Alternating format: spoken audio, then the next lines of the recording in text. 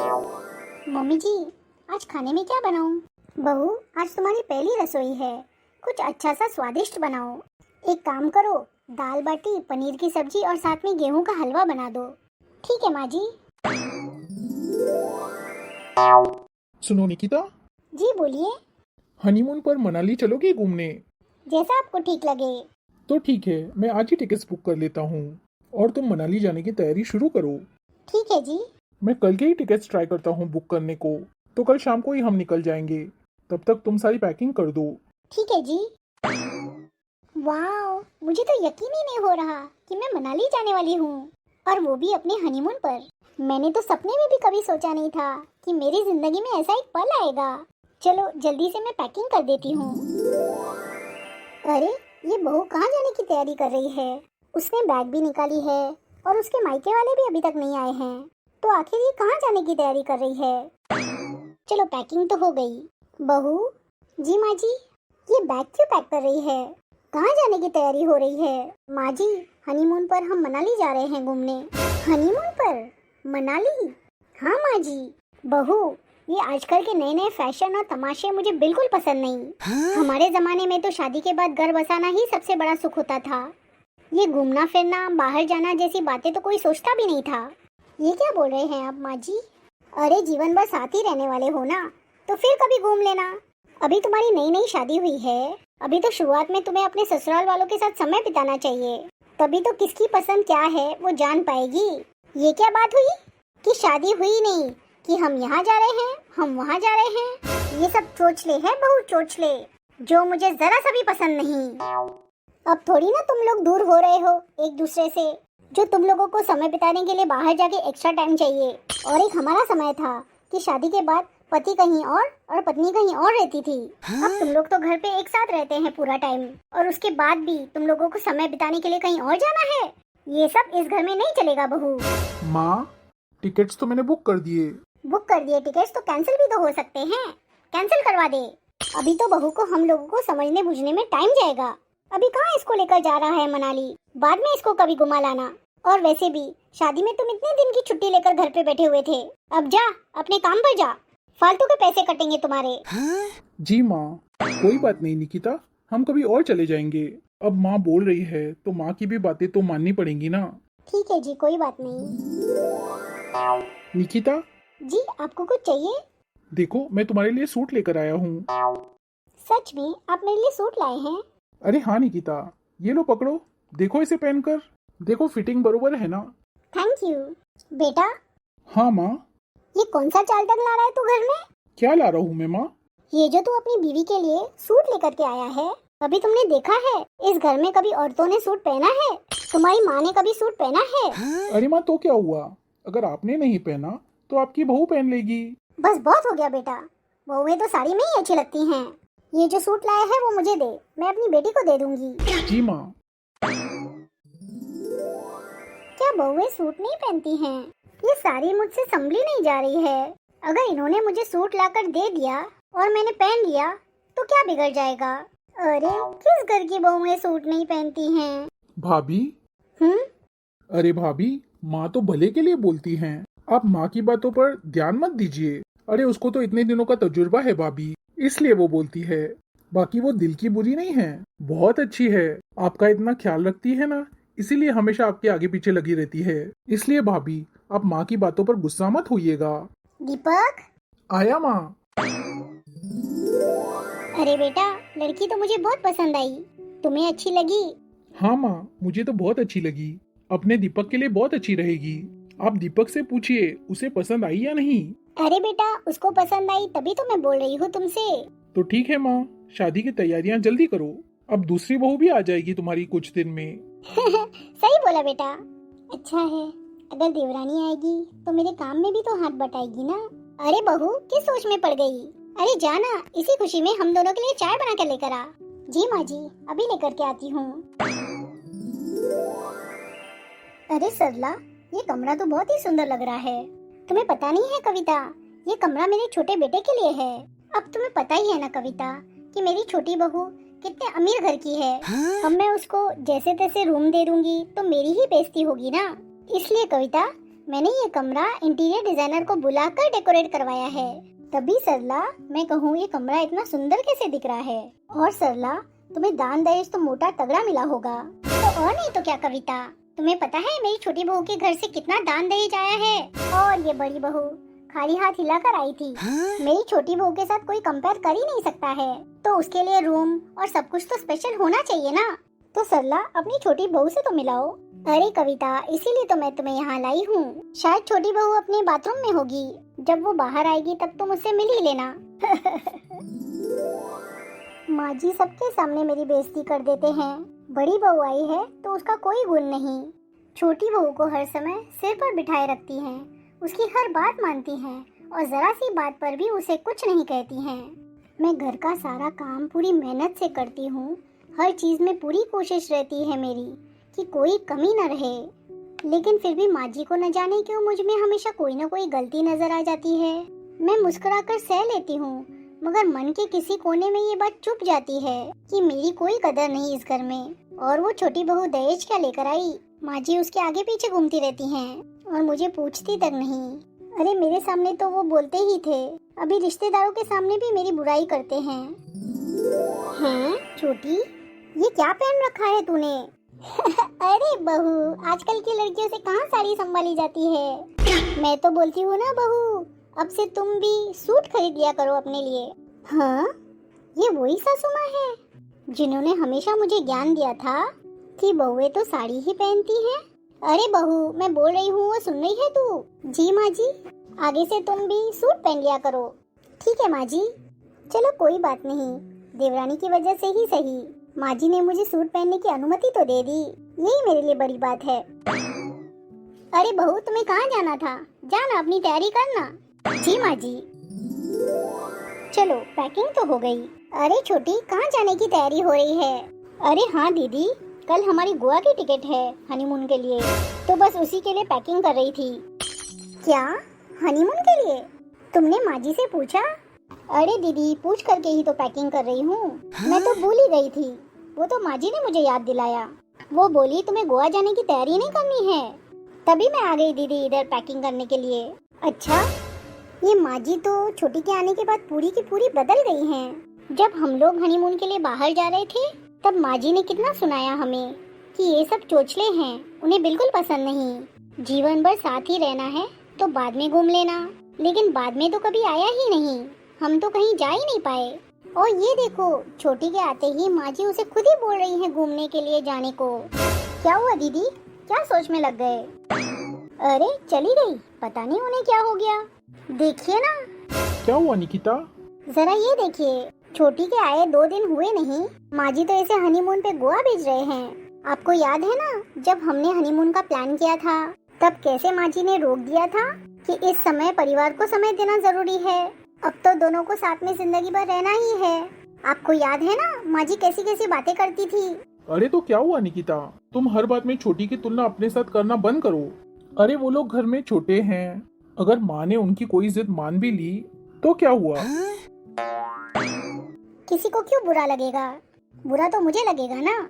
छोटी के आने के बाद सारे नियम बदल गए, और जब मैं आई थी तब सारे नियम मेरे ऊपर लागू हुए थे। अरे बहू, जल्दी खाना बना लेना। तुम्हें तो पता है ना, आज तुम्हारा छोटा देवर और देवरानी हनीमून पे जा रहे हैं, तो एक काम करो, खाना जल्दी बना दो, वो खा पी कर चले जाएंगे। वाह माँ जी वाह, क्या भेदभाव कर रहे हैं। कर लीजिए कर लीजिए, आपका जो राज है यहाँ। बड़ी बहू को तो हर चीज में, हर काम में कॉम्प्रोमाइज करना पड़ता है।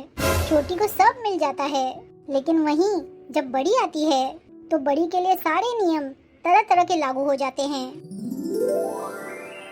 अरे बहू, हनीमून से दोनों आ ही रहे होंगे, खाना बनाकर रेडी कर दिया है ना?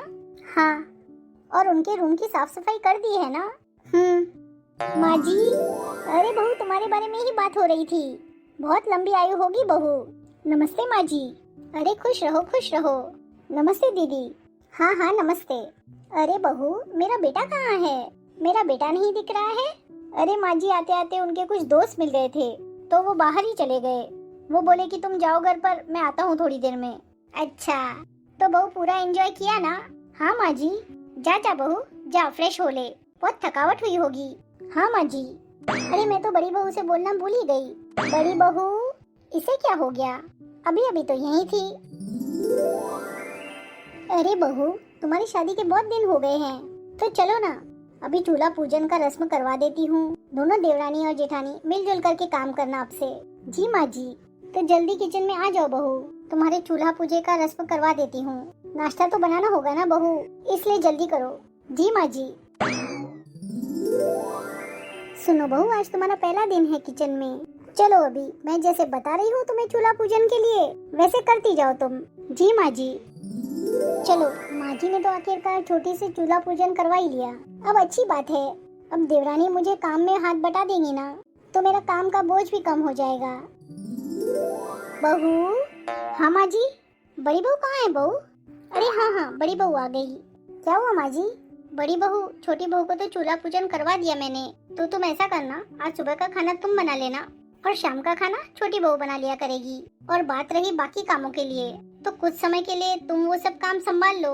अभी तो छोटी बहू नई नहीं है ना, उसे यहाँ का काम तौर तरीके सीखने में टाइम लगेगा। तो जब ये काम संभालना सीख जाएगी तब अपनी जिम्मेदारी उठा लेगी। हाँ, माँ जी ने कभी भी मेरे लिए इस तरह से नहीं सोचा था, और आते ही पूरे घर की जिम्मेदारी मेरे ऊपर डाल दी थी। ये माँ जी ने सही नहीं किया, आते ही मेरे ऊपर घर का सारा बोझ डाल दिया, और अब ये छोटी आई है तो तुरंत कायदे चेंज। चलो, देवरानी के आने से मुझे शाम के काम से तो छुट्टी मिल गई। आज से शाम का खाना तो देवरानी ही बनाएगी, तो मैं थोड़ा आराम कर लेती हूँ। अरे, ये किचन से आवाज आ रही है, लगता है कि खाना बना रही होगी छोटी। चलो, मैं उसे कुछ सामान कहाँ रखा है वो जाके बताती हूँ। इसे क्या मालूम होगा कि कहाँ क्या सामान रखा हुआ है। अरे बहू, मैंने सब्जियाँ काट दी हैं और आटा गूंद लेती हूँ। कुछ सिंक में बर्तन पड़े हैं चाय वाले, वो धो लेना तुम। और हाँ बहू, वो कढ़ाई निकाल। तब तक मैं कढ़ाई में सब्जी छोंक देती हूँ। जी माँ जी। कोई बात नहीं, अब ये नई है ना, इसे मालूम नहीं होगा, इसलिए माँ जी बताने आए हैं। ये माँ जी को क्या हो गया है? 2 दिन हो गए, 3 दिन हो गए, ये रोज रोज माँ जी छोटी की जगह पे खाना बना रही है किचन में। छोटी तो कोई काम नहीं कर रही है, और माँ जी किचन में जाकर सारा काम कर देती है छोटी का।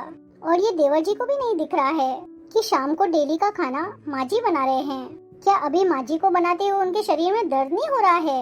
ये देवर जी को अब क्यों नहीं दिख रहा है? मेरे समय तो देवर जी बहुत लंबे लंबे लेक्चर देते थे, मेरे पास आते थे और कहते थे, भाभी मेरी माँ से एक भी काम मत करवाओ। जहाँ तक कि मुझे याद है, मैंने माँ जी से एक काम भी नहीं करवाया आज तक।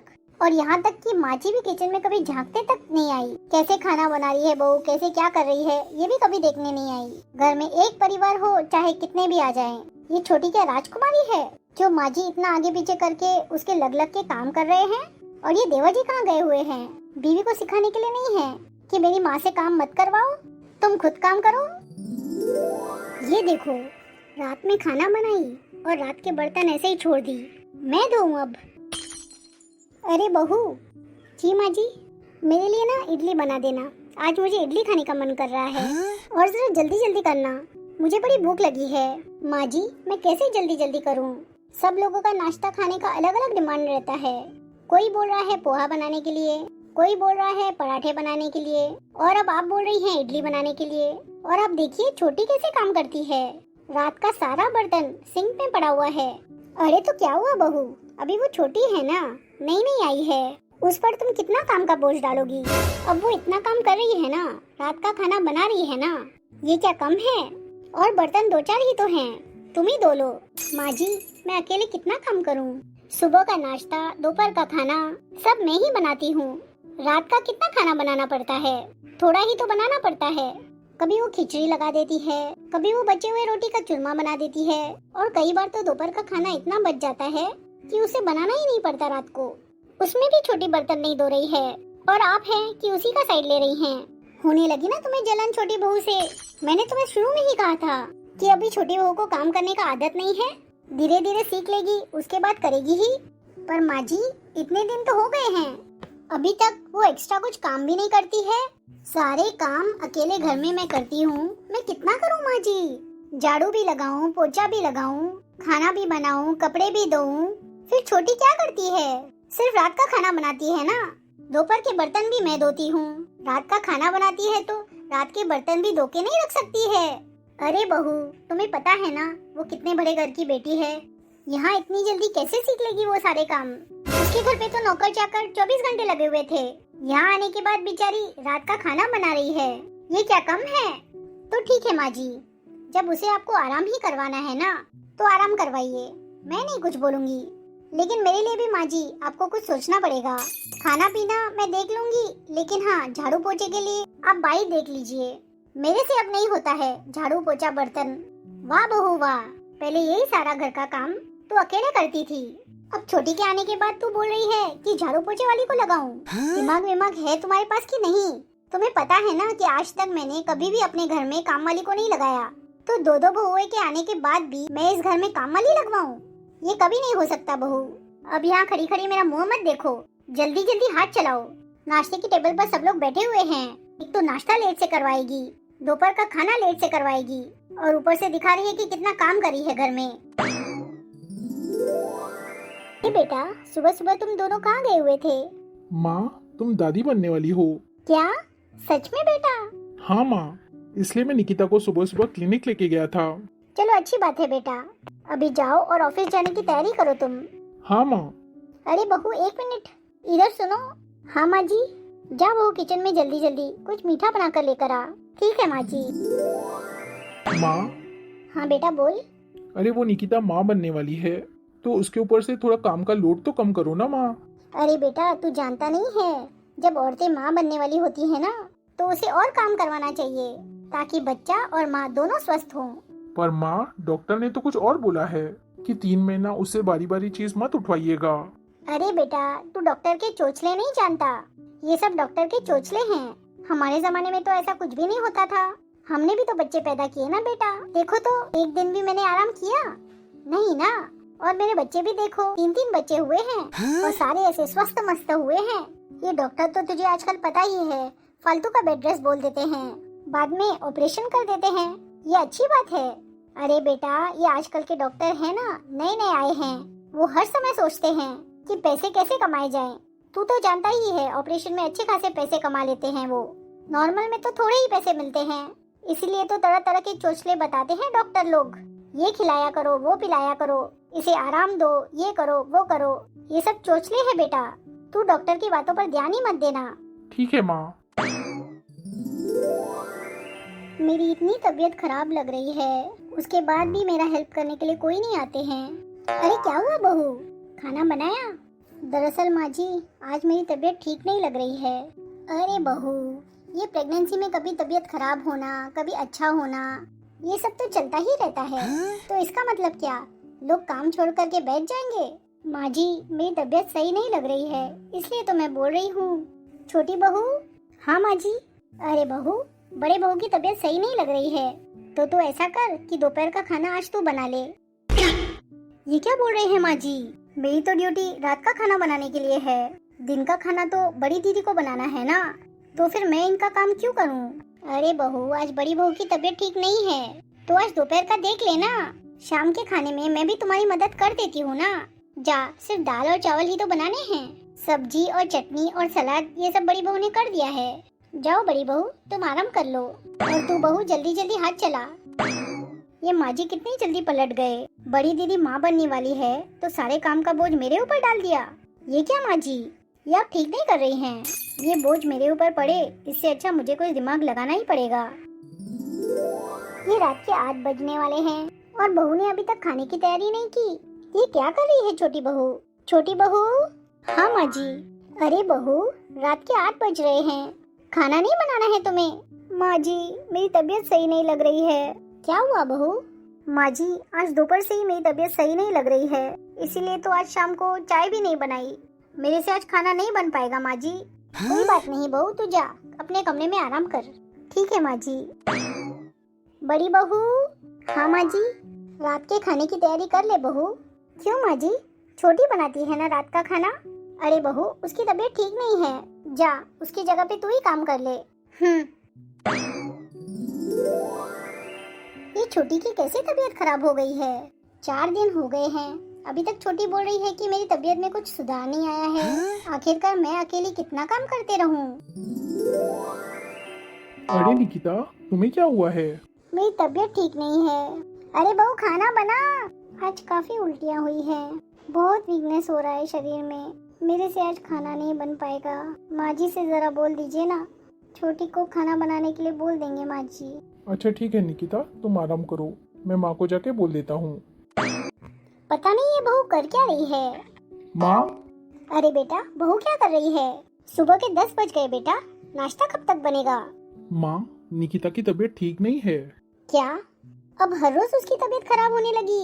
अरे माँ, वो सुबह 4 बजे से जो उल्टियाँ कर रही है अभी तक चालू है। अभी वो कुछ समय पहले ही लेटी है, इसलिए उसकी तबीयत नहीं ठीक लग रही है। बहुत वीकनेस आ गया है शरीर में। आज आप छोटी को बोल दीजिए ना नाश्ता बनाने के लिए, निकिता से नहीं हो पाएगा माँ। अरे बेटा, इस हालत में उल्टी और चक्कर ये सब तो होते ही रहता है। तो इसका मतलब क्या? पूरे पूरे दिन सोती रहेगी वो? अरे माँ, उसका तबीयत ठीक नहीं लग रहा है इसलिए तो लेटी हुई है ना वो। माँ, मैं ऐसा करता हूँ, एक फुल टाइम के लिए काम वाली को रख देता हूँ। आप सभी को आराम भी हो जाएगा। जब तक निकिता की डिलीवरी नहीं हो जाती है तब तक फुल टाइम वो काम वाली रहेगी, और जब डिलीवरी हो जाएगी तब फिर आप सोच लेना कि उसको रखना है या नहीं। अरे बेटा, ऐसी हालत में काम करना जरूरी होता है। डिलीवरी नॉर्मल हो जाएगी तो दिक्कत नहीं होगी। अरे क्या माँ, नॉर्मल डिलीवरी के चक्कर में तबीयत खराब होने पर भी क्या निकिता काम करते रहेगी? अरे माँ, पहले का जमाना कुछ और था और आज का जमाना कुछ और है। और एक आप हैं कि पहले का जमाना लेकर के बैठी हुई हैं। आपकी छोटी बहू भी तो घर में आराम ही करते बैठी रहती है। उसे क्यों नहीं बोलती हैं आप काम करने के लिए? उसका सारा काम तो आप करते रहती हैं। और दूसरी तरफ इस हालत में निकिता के ऊपर काम का बोझ डालना कहाँ तक सही है? अच्छा, तो तुझे ये पट्टी बड़ी बहू ने पढ़ाई है? तभी तो मैं कहूँ, घर में कभी न दखल देने वाला बेटा आज अपनी माँ से जबान जुड़ी कर रहा है। माँ, बात को घुमाओ मत। मैं बस इतना कहना चाहता हूँ कि इस तरह से भेदभाव करके आप अपना खुद का घर तोड़ रही हैं माँ। आप बड़ी हो, आपकी जिम्मेदारी बनती है घर को बांध कर चलने की और घर के सदस्यों में भेदभाव न करने की। वाह बेटा, अपनी माँ से तू इस तरह से बातें कर रहा है, कभी मैंने सोचा नहीं था। अरे बेटा, मैंने तुम्हें 9 महीने पेट में रखा, पाला पोसा बड़ा किया इस दिन के लिए कि कल तू ही मुझे सुनाए 10 बार। आज तक तुम्हारा छोटा भाई कुछ नहीं बोला मुझसे और तू इस तरह से बोल रहा है। पहले तो तूने ऐसा कभी नहीं बोला था बेटा। मुझे पता है बेटा कि तू अपनी बीवी के कहने पर ये सब कर रहा है। अरे बेटा, मैं तो शुरू से ही देख रही हूँ, जब से मेरे घर में छोटी बहू आई है तब से बड़ी बहू से देख देख कर जलते रहती है। मेरी छोटी बहू की तबीयत भी क्या अच्छी रहती है? आए दिन उसकी भी तबीयत तो खराब होते रहती है। मैं तो अच्छे तरीके से जानती हूँ बेटा, ये तू नहीं बोल रहा है, ये तुम्हारी बीवी की आवाज है जो तुम्हें भड़का करके इस घर को तुड़वाना चाहती है बेटा। अरे माँ, तू क्यों इतना रो रही है? क्यों इतने आंसू गिरा रही है?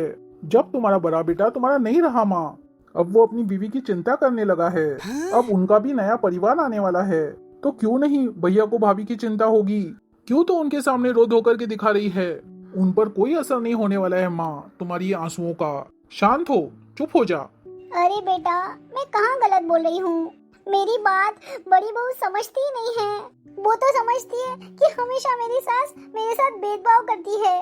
देख रहा है ना बेटा, आज तक मैंने दोनों बहुओं में कभी भेदभाव किया?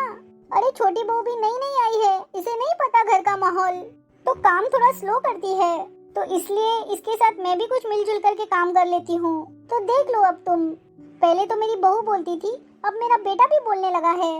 अरे माँ, इसलिए तो मैं बोल रहा हूँ ना कि भैया अभी तुम्हारे बेटे नहीं रहे, अपनी बीवी के पति बन गए हैं। तू फालतू का रो रही है। माँ जी और देवर जी क्या क्या बोले जा रहे हैं?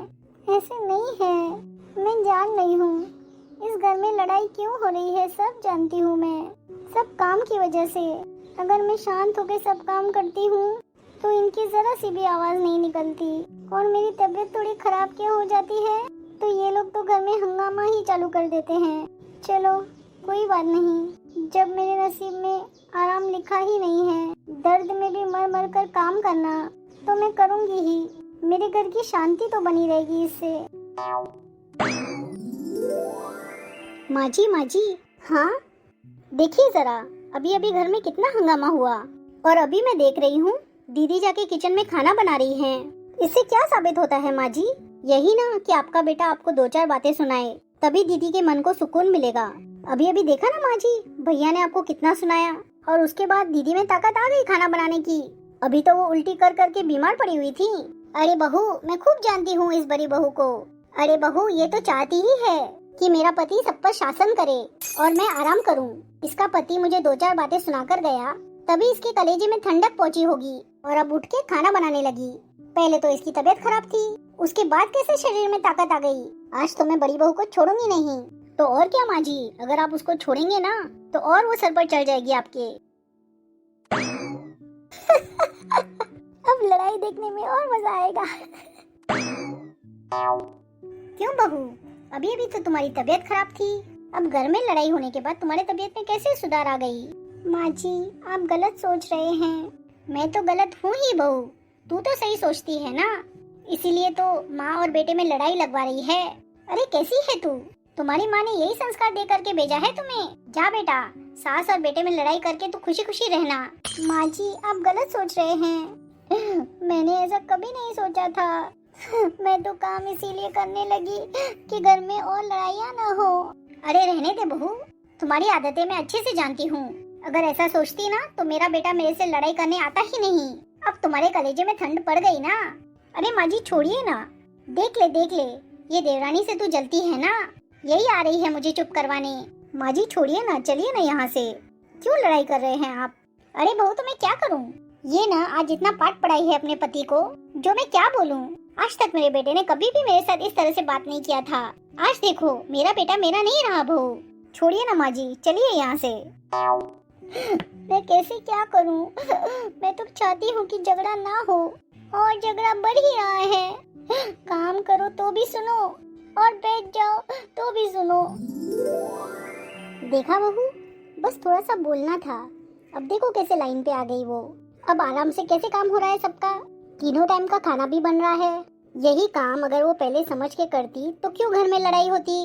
क्या कर सकते हैं माँ जी, बड़ी दीदी की आदत अब ऐसे ही है, तो इसी में हमें एडजस्ट होके रहना पड़ेगा। माँ जी, छोटी कहाँ है? अब दीदी को क्या हो गया माँ जी? अरे रहने दे, नौटंकी हो रही है इसकी तो। माँ जी, मेरी तबीयत सही नहीं लग रही माँ जी, बहुत पेट में दर्द हो रहा है माँ जी। खाया होगा कुछ उल्टा सीधा, तो दर्द तो होगा ही ना। माँ जी, अब मुझसे दर्द बर्दाश्त नहीं हो रहा, ले चलिए ना हॉस्पिटल माँ जी, चलिए ना माँ जी, ले चलिए ना। ज्यादा नौटंकी मत कर बहू, जा चुपचाप से अपने कमरे में जा, जाके आराम कर, सब ठीक हो जाएगा। माँ जी, मैं कब से बर्दाश्त कर रही हूँ। Oh no! लेकिन अब नहीं ठीक लग रहा माँ जी। प्लीज माँ जी, आप अपने बेटे को फोन करके बुला लीजिए, मुझसे ये दर्द बर्दाश्त नहीं हो रहा माँ जी। प्लीज माँ जी, ले चलिए ना मुझे हॉस्पिटल माँ जी। अरे दीदी, अभी माँ जी बोल रहे हैं तो कुछ तो इनके बात में लॉजिक होगा ना। अब इस अवस्था में हल्का फुल्का दर्द तो होते ही रहता है, जाइए थोड़ा आराम कर लीजिए, फिर आपको ठीक लगेगा। अरे छोटी, तू समझ नहीं रही है, मुझे बहुत दिक्कत हो रही है। ठीक है, आप लोग मत बुलाइए अपने बेटे को। हेलो, कहाँ है? जल्दी आइए ना घर पे, मेरी तबीयत बहुत खराब हो गई है। अरे तो माँ से बोलो ना, अभी मैं ऑफिस में हूँ, कैसे आऊँ मैं जल्दी? मैं नहीं आ सकता हूँ जल्दी, बहुत काम है। माँ जी नहीं चल रही हैं अस्पताल, आप लेकर के चलिए ना मुझे अस्पताल, मुझे बहुत दिक्कत हो रही है। अच्छा ठीक है, मैं आता हूँ।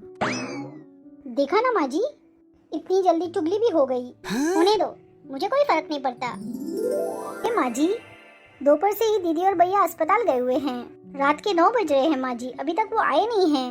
मैं क्या उन लोगों को बोल सकती हूँ बहू, अब मियाँ बीबी का बात है, रात में अपने बीवी को घुमाए चाहे कुछ भी करे, मुझे क्या मतलब है, मेरी बात थोड़ी ना सुनता है वो। सुबह हो गई, लेकिन इन दोनों का कुछ अता पता नहीं है। ये लोग क्या कर रहे हैं, कहाँ गए हैं, जरा सा भी नहीं लगा इनको कि घर पे फोन करके बता दें। धीरे से चलो निकिता। कहाँ थे रात भर तुम लोग? ये जरूरी भी नहीं समझता तू कि घर पे माँ बैठी हुई है तो उससे तो पूछ ले कि कहाँ जा रहे हैं, क्या कर रहे हैं। जैसे बीवी बोलती है वैसे सुनता है उसका। मेरा बेटा रहा कहाँ है? बस करो माँ, बहुत बोल लिया तुमने। ऐसा मैंने क्या बोल दिया? अभी तक तो मैंने कुछ बोला ही नहीं, फिर से तू मेरे ऊपर लांछन लगाने लगा ना। अरे माँ, जहाँ पर तुम्हें करना चाहिए, जहाँ पर बोलना चाहिए, वहाँ पर तो तुम्हारा मुंह बंद हो जाता है। कल क्या किया आपने? आप तो इसकी भी सास हो ना। अरे माँ, ये इतना प्रॉब्लम में थी, तुम्हें बार बार बोल रही थी अस्पताल ले जाने के लिए, तो तुम लेकर के नहीं गई। पता है कि क्या हुआ? जानने का तो तुमने कोशिश भी नहीं किया, बस आते ही चिल्लाना चालू किया कि क्या कर रहे थे रात भर।